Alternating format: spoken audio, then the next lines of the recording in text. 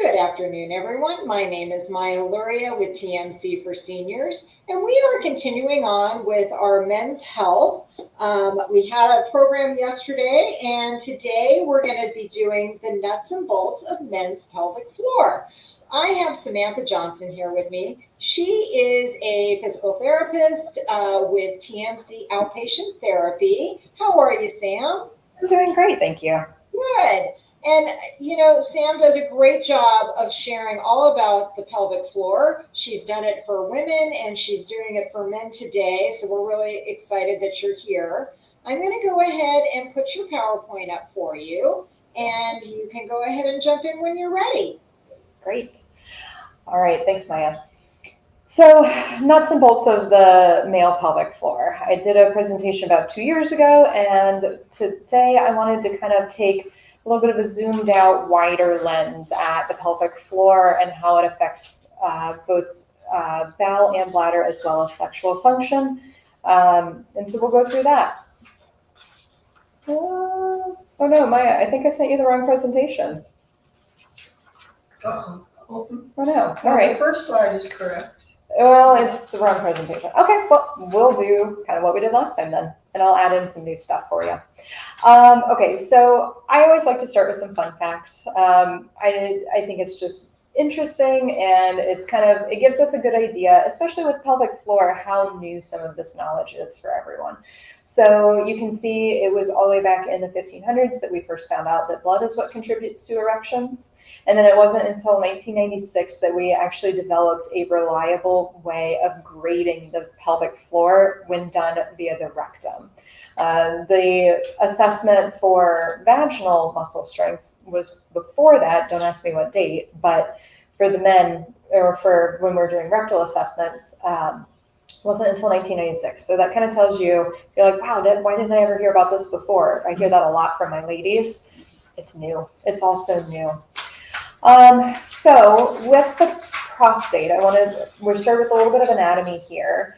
Prostate, of course, is just such a regular problem child for many, many men, right?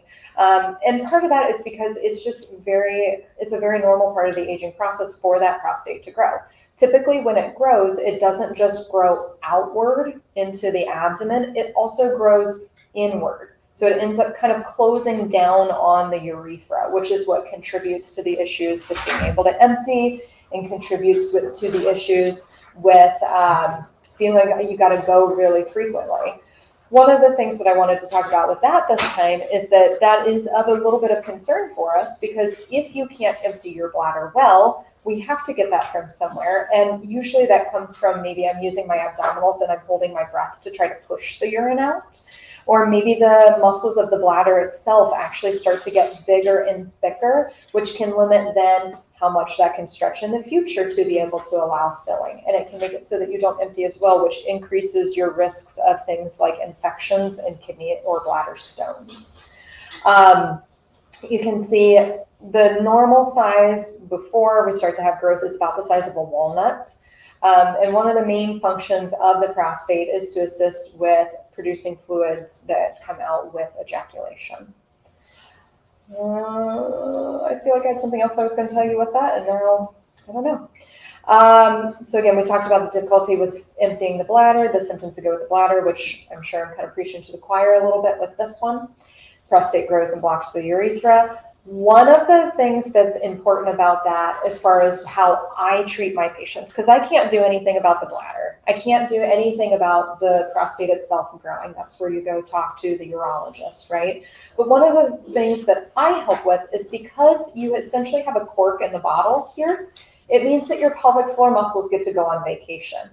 These pelvic floor muscles are the ones that live in the bottom of the pelvis. Now, this pelvis is normally a female pelvis. I just took off the outer parts. But from this layer, it's about the same for everybody here. When that pelvic floor goes on vacation, because it's not having to work, the prostate's doing its job as far as keeping you continent, a little too good, right? So then when you go in and you have that surgery to open back up the urethra, whether it's a TURP or it's a HOLIP or whatever method you're having, all of a sudden now your pelvic floor needs to work because that obstruction is gone. Well, it doesn't just turn back on overnight because you've probably had this going on for years. How many of you could go back and do the workout you did in high school?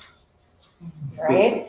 So my job is to get those muscles functioning better for you. Sometimes it's that they've gone on vacation and maybe they've gotten a little bit soft and a little bit slack. And sometimes they're just really stressed out about not having a job, and so they get really tight, and I have to get them to learn how to chill out and let go a little bit. That can happen when you're pushing to try to get that urine out part of it. Make note of that, because that also happens when you're constipated and you're trying to have a bowel movement. When the pelvic floor is not working as well, the point I was making here was that this also affects the ability to achieve an erection, to be able to have an ejaculation, a sufficient erection anyways. You can see, and feel free, anybody that's here in person, you can come look at this later, but for our people on the line, you can kind of see that a lot of these muscles go around the base of the penis. This would be where the testicles are here, around the anus, and then crossing and going up under the pubic bone to give us a nice base of support and control. Pass that around. I'll have you look at it afterwards, okay? Okay, different types of prostatectomies. I like to just make a note of kind of the two different main ones that I'm seeing is the radical prostatectomy, where the entire prostate is being removed, and that's typically done in the case of cancer, right? The doctors often will try to do a nerve sparing version where they are trying to limit the trauma to the nerves. A lot of the nerves that run through this area are the ones that they go to our pelvic floor, or they help with our sensation, or they help with our ability to tell if we're going to empty if our bladder is filling, or if our bowels are filling, or what's coming out in those moments. And you can see it's typically done with an incision to the abdomen or the perineum. Perineum being just the general name for down around the external genitals, around the anus, around, in this case, the penis and testicles. This is important to us from a functional standpoint because whenever we cut through these muscles, for in this case a very important reason, it turns those muscles off effectively. And then you need to be able to get them turned back on. They're not great at doing those on their own, but guess who can help with that? All right, and then a TURP, or transurethral resection of the prostate, is the most common one that you're seeing for BPH, or benign prostate hypertrophy. And that is, they go in and they just kind of open back up that prostatic tissue, typically done through the urethra. Of concern we have with that sometimes is that let's see, this does not actually show the urethral sphincters, but if you imagine the prostate, we've got the bladder, that kind of triangular shape, and then right below it is the prostate. They're right at the top of it and right at the bottom of it. That tube going through is the urethra. Right at the top of it and the bottom of it are your two urethral sphincters. The one at the top is the one that your brain controls without you having a say in it. It responds to the pressure in the bladder. The one at the bottom is the one that you control. When you tighten your muscles because it's not time to pee yet, or you're trying not to let anything out, that's the one you're going to tighten. Sometimes with these surgeries, that one at the top can get a little bit impaired. They try not to, but sometimes it can get a cut or an incision to it, or part of it taken out, and that can affect it. That's not very common. Complications, I think we've talked a lot about the pelvic floor weakness and the deconditioning that can come with that, right? Which can lead to incontinence or the issues with the erections. The proximity to the internal urethral sphincter, again, we talked about how that can contribute to some deficits with the bladder control, right? Because that internal sphincter should be tightening when your bladder gets more full, and if something's wrong with it, it's not going to. Another thing that can happen is that when you ejaculate, that internal sphincter tightens up so that the ejaculate fluid doesn't go up into the bladder. But once that's gone, sometimes we get what's called retrograde ejaculation, which is just that it goes, instead of coming out the urethra and out the tip of the penis, it can go back up into the bladder. And you go, well, I had a climax, where did it go? It went into the bladder, right? And then again, we talked about one of the issues with especially that radical prostatectomy is the proximity to all of those nerves, which can contribute to the sensation issues. It can contribute to difficulty with erections. Speaking more about erections, it's a very complex process, and it's something that our nervous system just becomes a little worse at over time. We know that we can have issues as far as the blood flow goes. Diabetes can impact ability to have erections, right? But we also have input from both of our nervous systems, our parasympathetic and our sympathetic. Now, if you're like me, and that takes a really long time to remember which one's which, I would not like to talk about how many years. The parasympathetic is your rest and digest system. This is the one that's more active when you're at ease and you're in a state of peace. It allows us to have a compound called nitric oxide that increases the blood flow to the penis. But then we get an excitatory response. Our sympathetic nervous system is activated, and that sympathetic nervous system is what causes the climax or the ejaculation itself via making the muscles contract. And that is, I don't think it was in the other picture, but that is again on here. These muscles at the base of the penis, right? These are the ones that they sometimes will have to cut through in order to do those surgeries for everybody at home. All right. These are the muscles, the bulbospongiosus and it should be spongiosis, not cavernosus, is typically the naming with men. That's more than you really need to know. But again, those are the ones at the base of the penis and that live up under the pubic bone on the inside, right? There's 3 different types of erectile dysfunction that are recognized. One of them is just a mix of the other 2.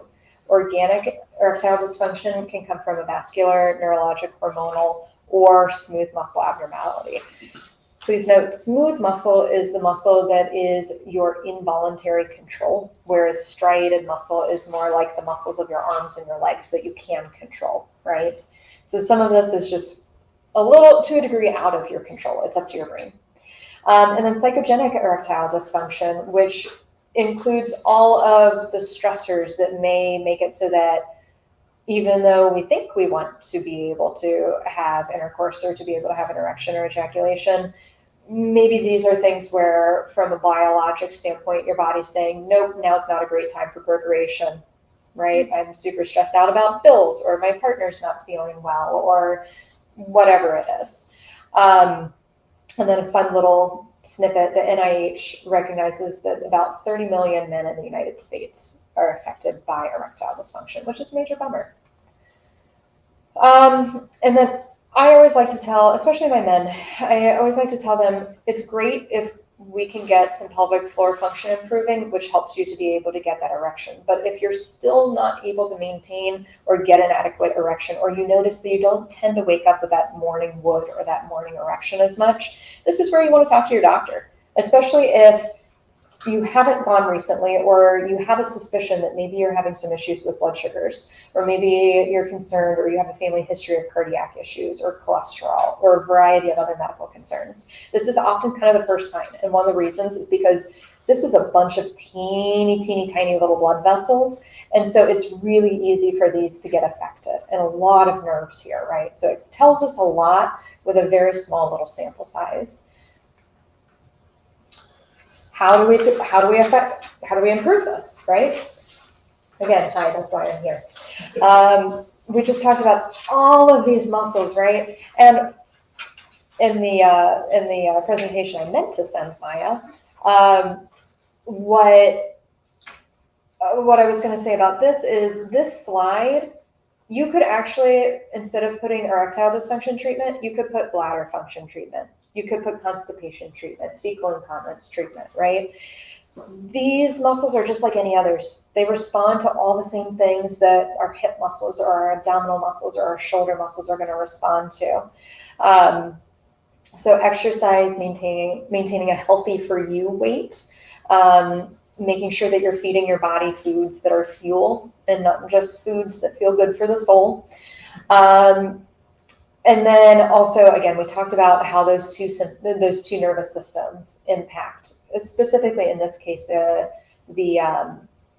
erectile dysfunction, but also If we're more stressed out, it affects our bladder. We're going to feel an urge more urgently, or we're going to have less control of it. And a lot of that has to do with those muscles will tend to go into a state of tension in those moments. Again, sympathetic nervous system in charge of the contractions for ejaculations, right? They're also in charge of contractions for when we're stressed out or we're in a protective nervous system state. There's some tools that you can get. There's actually whole protocols for penile pumps. So that's this one that's over on, I don't know, your left. I always think about opposites, right? And then I'm dyslexic on top of that. These are things that you can get pretty much anywhere, especially the penis rings. Those are super easy to obtain. A lot of drugstores are even offering that sort of thing now. Penis pumps, maybe not as much. You might have to order online, but again, there's whole protocols that we use to help maintain good penile function and good health of the penis, and also can be used to improve erectile function. With that radical prostatectomy that we talked about, they take out that prostate. That prostate includes 3 to 4 centimeters of urethra. So the tube that connects your bladder to the outside world, well, you got to reconnect them somehow, and they can't pull the bladder down, so they pull the penile urethra back up, which can lead to some shortening, which isn't what we want, right? So there's actually also a protocol for using a penile pump to help with maintaining length in the penis as well. And then the note about the vibrators. Again, we talked about how there's a lot of nerves to this area, and so sometimes things just take a little bit more stimulation than they used to. It happens as we get older, it happens when we have surgical complications, happens when we have like loss of nerve sensation from things like diabetes or cardiovascular issues. All right, my bread and butter. What is the pelvic floor? We talked a bit about this, right? It's the muscles of the bowel, bladder, and sexual function. These are incredibly important muscles. And I'm not just saying that from my place of bias, because these muscles have all of these different functions. We call these the 5 S's. They have sphincteric. They open and close for the urethra and the anus. And if you're somebody who has a vagina, there's actually even some around the vagina. They have a role in sexual function, right? We've talked a lot about that today. They work as a sump pump. If we're not getting these muscles moving, there's a tendency for fluids to kind of sit in the bottom of our pelvis, and we can get something called pelvic congestion syndrome, which can also contribute to bowel and bladder issues. It can contribute to pelvic pain issues, nerve or sensory changes. It's part of our stability system. I mentioned briefly, if anybody commented or caught it, this is part of our core. You can kind of see how it wallpapers the entire bottom of the pelvis, right? It works in conjunction with our breathing diaphragm, our abdominal wall, and then on the back, our lats and our glutes to help let us be upright moving human beings. Therefore, it also has an effect on the posture, and because it works with the breathing diaphragm, it also has an effect on how we breathe. I do a lot of breathing training with my patients. I really wanted to beef a lot of this up for you guys, I'm sorry. What do we treat? Bladder, urinary incontinence, right? Urinary incontinence can come in technically 3 different flavors. The third flavor is a mix of the first 2, right? Stress incontinence happens because of pressure systems. If the pressure in the bladder and in the abdominal cavity is more than the pressure you can provide from your pelvic floor, because either those muscles aren't tight enough or they're already too tight, you're going to have a leak until the pressures equalize. I didn't ace my physics classes, but that makes a lot of sense to me. Urgency. This is a more behavioral type thing. Urgency incontinence can have a structural component to it. If your muscles aren't strong enough to hold a full bladder, your body's going to tell you to go more frequently so you don't pee on yourself, right? But it also is it's been 2 hours since I've gone, I better go. Or, ooh, I can see the bathroom from here, maybe I should go ahead and go, right? So there's certain times where that's appropriate as you're getting ready to walk out the door, right before you go exercise, but we don't necessarily want to be doing that a ton unless our bladder is telling us it's time to go to the bathroom. And then frequency and overactive bladder are kind of a separate issue, which overactive bladder does have actually a fairly specific criteria. Talked about that in other presentations in the past, which are available on the YouTube channel. But this is a frequent and usually intense urge to urinate. We're talking less than every 2 hours. I've had people that it's been every 30 minutes, 15 to 30 minutes. So this is something that we can work on too. Some of this is behavioral, some of this is structural.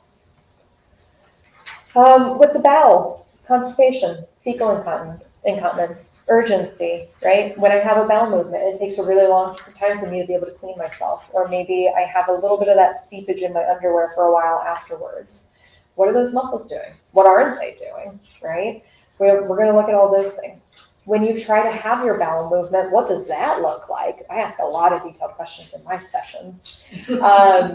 Looking at strategies of how can we improve those mechanics? How can we make you more efficient without putting a bunch of strain on your body? And then the sexual side of things, I think we talked about that a lot today with the erectile dysfunction, right? Another thing is pain with intercourse. This is an all gender issue. This is probably one of the biggest things I see men for in my clinic is for pelvic pain. Their erectile dysfunction, and then pain related to prostatitis or that inflammation. One of the things I was going to add to this is your prostate should not really feel like anything unless you're touching it.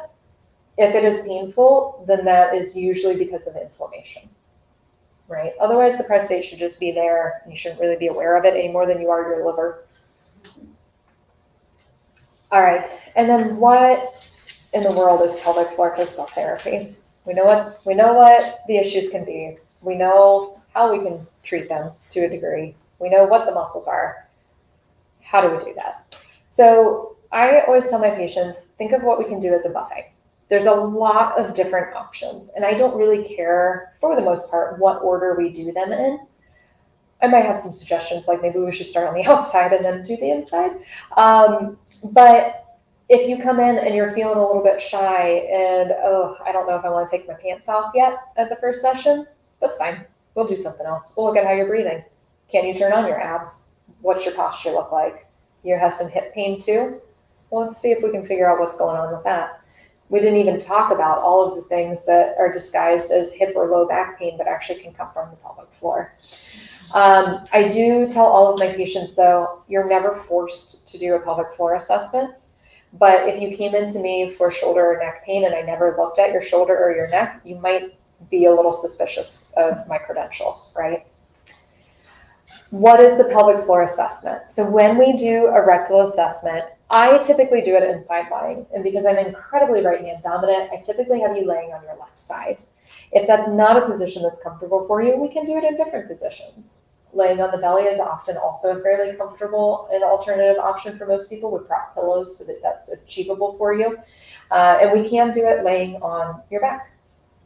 I always start with a visual observation. I want to make sure the tissues that I'm going to be interacting with are healthy and happy in the way that we would like for them to look. And if they're not, well, there's the low-hanging fruit. It might be part of your problem. Let's send you back to the doctor or to the appropriate specialist and see, right? Oh, you've got some hemorrhoids. Well, you might not like me putting my finger there, right? Mm-hmm. Or, ooh, there's a little bit of a rash. Maybe that's part of why you're having some pain in your perineum, right? Then we're going to do a palpation. So palpation is just a fancy term, right, for being able to touch the muscles. If we imagine this is my little hand rectum right here, I'm going to start on the outside. Because again, we've got that whole layer of muscles that go around the base of the penis and around the anus itself, right?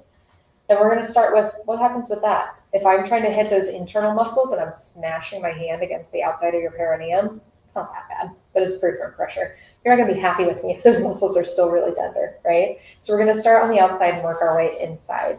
And then if appropriate, we're going to talk about Kegels. Yes, men can do Kegels. It's just a fancy term for contracting your pelvic floor. And as we know, men have pelvic floors, right? So if you come in and you have a lot of muscles that are just really tight and they're really irritated and they're holding a lot of tension to them, and maybe you're having a really hard time figuring out how to let those go because that's not something you've ever done in your life, which is most people, we're going to focus on that first. If you have a bunch of neck pain and tension in your upper trapezius, you're not going to be happy with me for giving you shrugs in the gym. I'm not going to give you Kegels for a tight muscle, right? Maybe we're doing some manual work on that with manual releases with gentle pressure. Maybe we're doing some gentle stretching to help you learn how to open and relax those muscles a little bit. And then we'll come around to Kegels, looking at not just can you squeeze these muscles, but how strong is it? How long can you hold it? How good are you turning it off and on? We're also going to look outside the pelvis. So again, this is why I said we can go a couple different directions as we get going, and we kind of meander our way down the journey of getting things resolved. I always tell my patients pelvic floor dysfunction does not exist in a vacuum. And I would maintain that for probably most people, there's been some amount of pelvic floor dysfunction throughout their life. And it takes something like a hip replacement or an abdominal surgery for a gallbladder or an appendectomy or for a hernia in order for us to be able to find it. It's the first thing that sets it off a lot of times. Sometimes it is truly just the thing that happens first, but I find not as often, right? So we're going to look at how do you move? How do you stand? How do you breathe? How do you do your daily life functions? And can we do them better? If this tummy here looks like you, this is really important. This is called a diastasis recti. This is just that the abdominal muscles have separated a little bit, and it's a good sign that you're not doing a great job at managing pressures in your abdominal cavity, which might mean that it's putting more demand on your pelvic floor, right? Which, side note, it might not look like that. It might look like it caves in, or when you touch your tummy and then pick your head up off the table while you're laying down. If it feels like you could reach in and touch your spine, that's another one. So treatment techniques look like a couple different things. We already talked about the manual techniques that are part of this, right?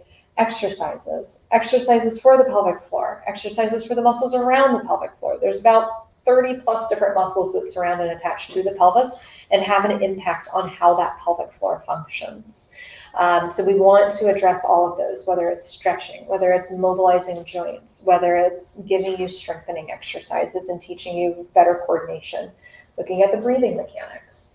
A big one that I get people referred for is doing biofeedback. And that always makes me laugh when I say, all right, well, doctor's giving me green light to kind of do whatever at that point. Because what they mean is the biofeedback on the computer. But what I know is biofeedback is any sort of input I give you about your body.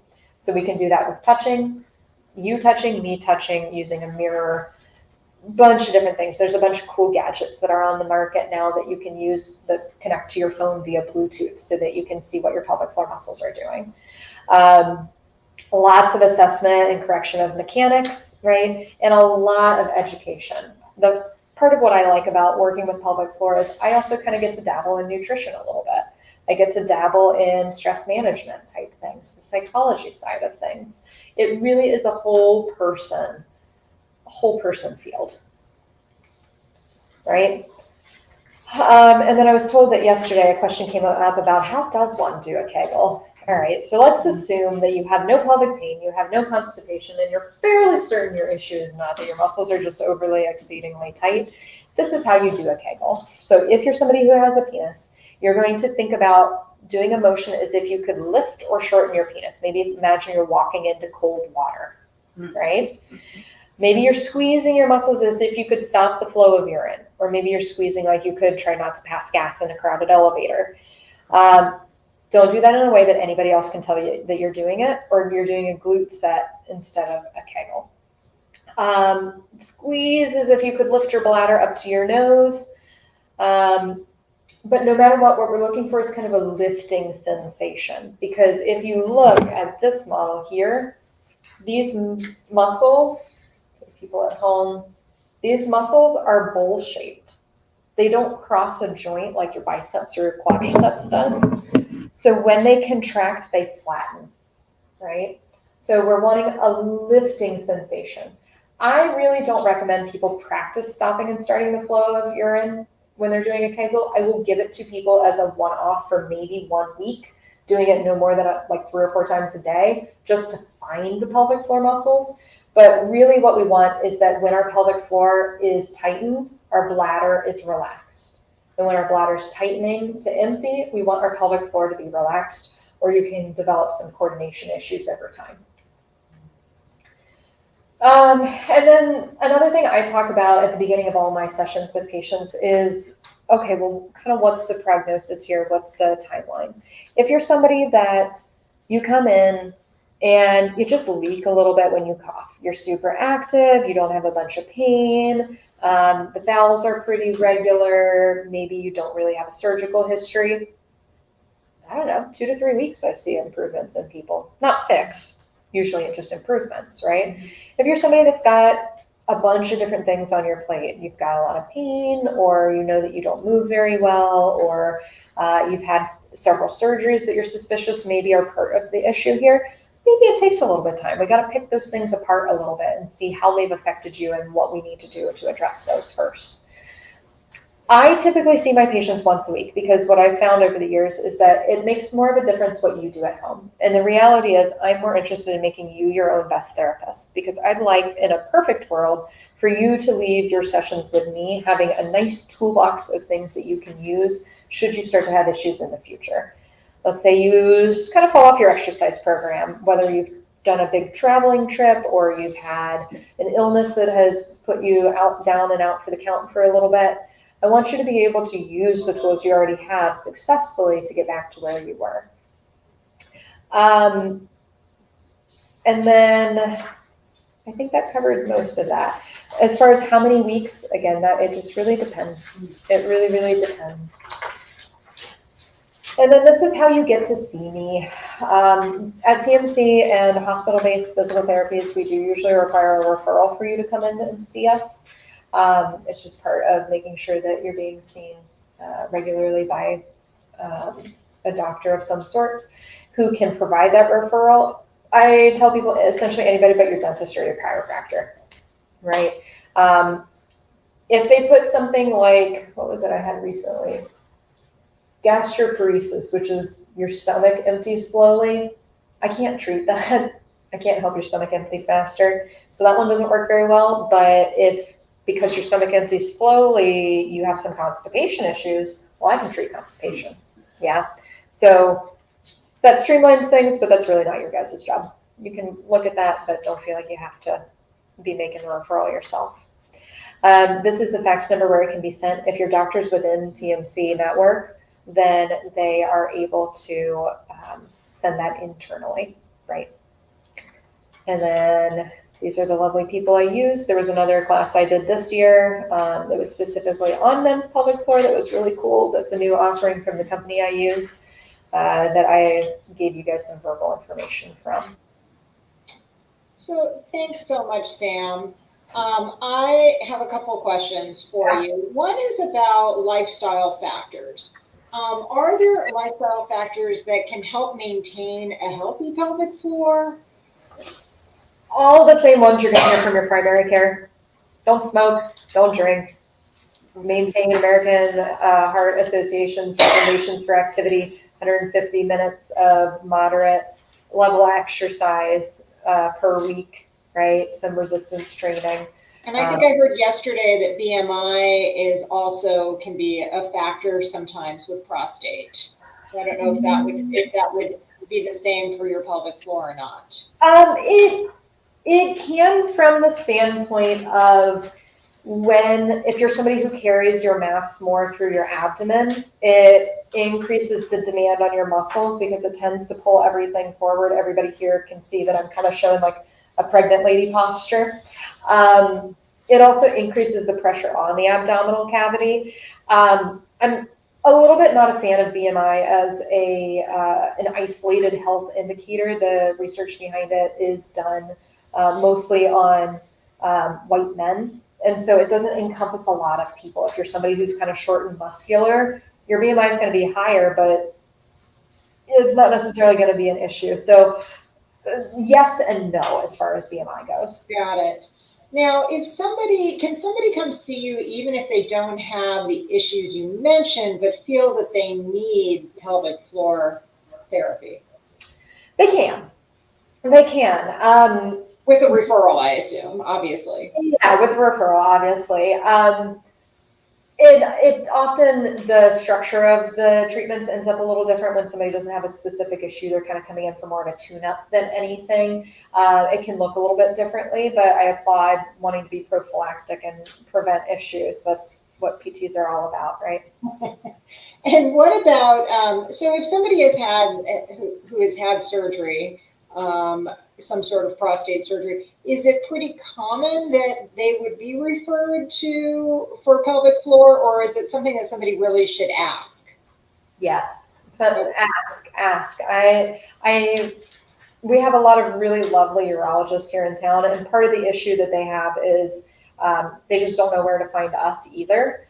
And so I've had several people over the years that are like, oh, man, I wish I had known about this right after surgery. And I also every now and then get somebody that I'm seeing them before they have surgery, and that's really cool too, because maybe we can get you in and through that surgery without having as much of an issue. But no, it's fairly often not something that's being referred. Okay, and I know you said it's sort of individual, but is there a common amount of time that somebody, I know, you said it was based on homework and whatnot, but a common amount of time that somebody would be coming to see you, like how many weeks does that tend to look like as an average? Yeah, and again, that's where it just really depends on what you're bringing to the table. Somebody that's really, really healthy with minimal issues, and they're just maybe having like very, very mild sort of things. Probably about a month. We have things, if not cleared up to a point where they feel like they've got it under control. If they've got a lot of stuff happening that we're picking apart and we're just trying to, get everything rolling in the correct order, I fairly frequently write my plans of care out about 12 weeks. Okay. Just because it gets to a point where it's like you might not be seeing me every week anymore, but over several months, we're just kind of updating until we get you where you need to be. Great. Yeah. And I know, you work with women, you work with men. I heard firsthand how great it really is. And, because it is a unique, what you do is different and most people don't know about it. And so I think it's great that we can share this. I do want to put up the phone number for anyone who may be interested. If you'd like to learn more, the phone number is 520-324-7005, and that goes to our TMC Outpatient Therapy. If you call there, they can provide you the information for Sam, and of course, you do need to have your referral as well. But I want to thank you so much for being here, Sam. I'm going to go ahead and wrap up with our online audience and turn it over to you to ask any questions in person. So thank you. Thank you. Thanks again for being here today. We look forward to seeing you again. We will be doing Knee Deep Exploring Joint Reconstruction, and that is tomorrow, Thursday, October 3rd at 4 p.m. with Chad Hills from Tucson Orthopedic Institute. If you are interested in that class, please give us a call. Our phone number here is 520-324-1960. Again, thanks again. We'll see you soon.